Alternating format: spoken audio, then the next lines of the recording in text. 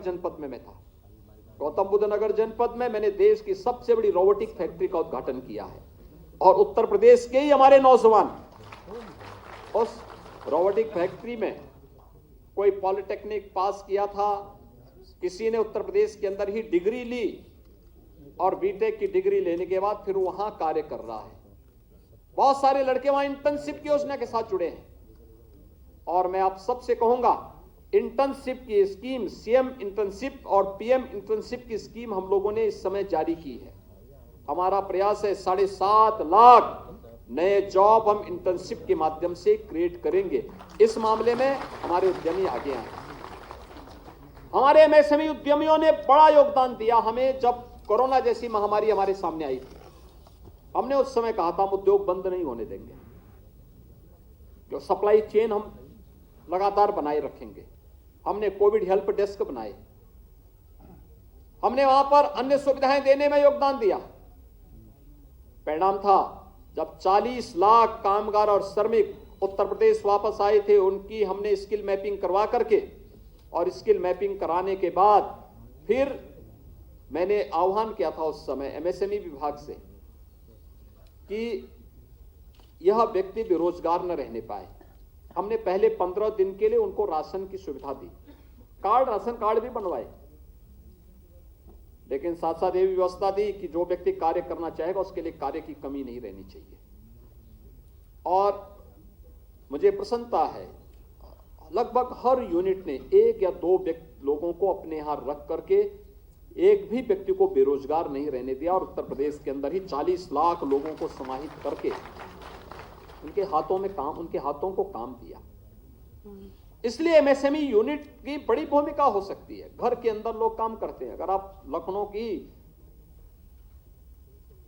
Chicken कारीगरी को देखेंगे, कितनी, यानी वो घर घर में एक यहां पे काम होता है और जितना उनके पास आज के दिन पर लोगों ने ऑर्डर दे रखे हैं, डिमांड है, उतनी सप्लाई नहीं हो पा रही है। उसके प्रोत्साहन, उसके लिए ट्रेनिंग सेंटर, उसके लिए उनको प्रोत्साहित करने के लिए और उनकी कनेक्टिविटी को और बेहतर करने के लिए हमें प्रयास करना होगा। हर एक जनपद में इसी प्रकार की संभावनाएं हैं। उन संभावनाओं को, और मुझे लगता है कि इस सेक्टर में एक नई जान आई है। बखिरा, आज मैं देख रहा था, बखिरा के बर्तन उद्योग को जीआई टैग प्राप्त हुआ है। बखरा कस्बा हमारा बहुत पुराना कस्बा है, बहुत पुराना कस्बा है और वहां पे मैं आज से 25 साल 30 साल पहले मैं वहां गया था। उस समय मैं देखता था वहां घर घर में बर्तन के काम होते थे। बाद में सरकार को अपेक्षा के कारण एकदम बंद हो गया था। आज देखिए फिर से पुनर्जीवित हो चुका, उसको जीआई टैग प्राप्त हो गया। बहुत अच्छे बर्तन बनते थे बखिरा में, घर घर में उपयोग किए जाते थे। शादी ब्याह में वही बर्तन यहां हमारे यहां उपलब्ध कराए जाते थे। पूर्वी उत्तर प्रदेश में बखिरा के बर्तन की अपनी एक ब्रांड थी, लेकिन 25-30 वर्षों में उसको लोगों ने समाप्त करके और फिर वो एक प्रकार से मृत प्राय सा हो गया था। लेकिन आज उसको जीआई टैग प्राप्त हुआ है। अलग अलग जगहों पर इस प्रकार की संभावनाएं हैं और इन संभावनाओं को आगे हम बढ़ा देंगे। एक बहुत बड़ी पूंजी होगी ये यूपी की।